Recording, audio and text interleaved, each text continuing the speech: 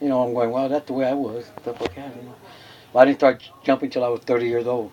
So I wanted to jump in 1962 going out of Fort Bliss. I was a private.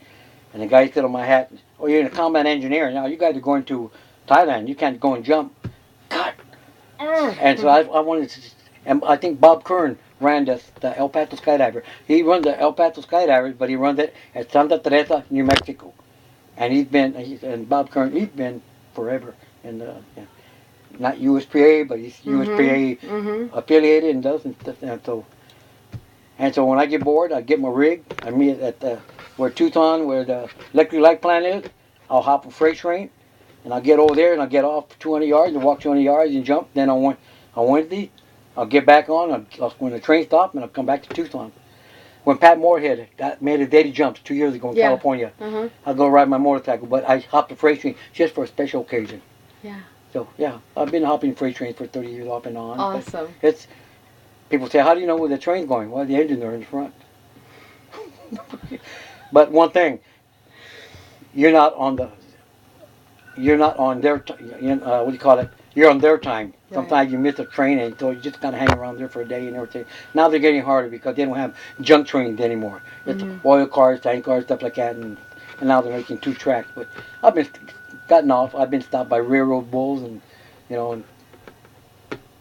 they told me, get out of here. Don't come back. That's it. So I walk half a mile and get the same train or the next train, stuff like that. So you got to wear dark clothes so they can't see you. So, yeah.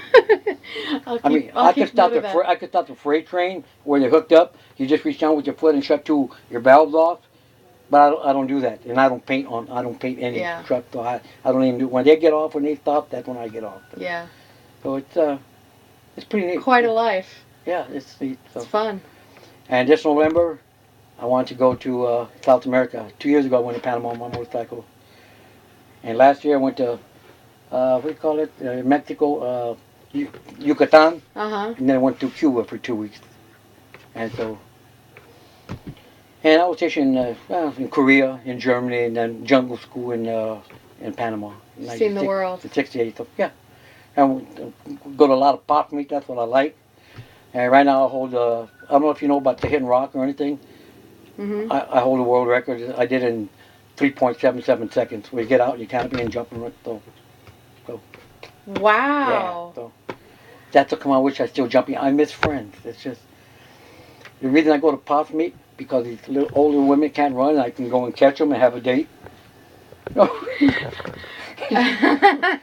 them a little stuff like that. And, sometimes you do, sometimes you don't. So where's skydiving going in 10 years? How can the canopies get smaller? Because people are hurting themselves, killing themselves. What's it going to be? I have no idea where's it going. So. Yeah. If you could say one thing to a person getting into the sport, what would your words of wisdom be? It take a while. Tell me, I'm new in the sport. Pull high enough so you have enough time for your reserve. Yeah. Pull high enough so you have enough time for your reserve.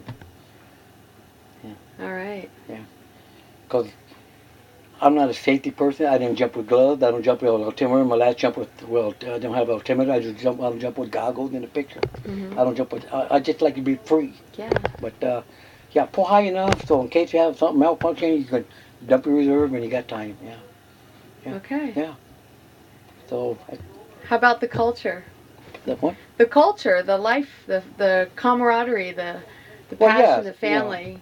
I come all the way from Tucson. Everybody's here from Tucson, Tempe, Mesa, stuff like that, but I come from Tucson, and every time I come, I go to Danny's house, Frank, and then I come on over here. And if not Danny Frank, I think he's going to go, but I'll put my sleeping bag right underneath that mesquite, that little palo verde tree right there, and I'll sleep there tonight. So it's pretty neat.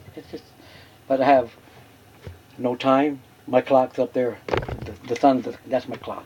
So, yeah. Good for you. Thank you so much.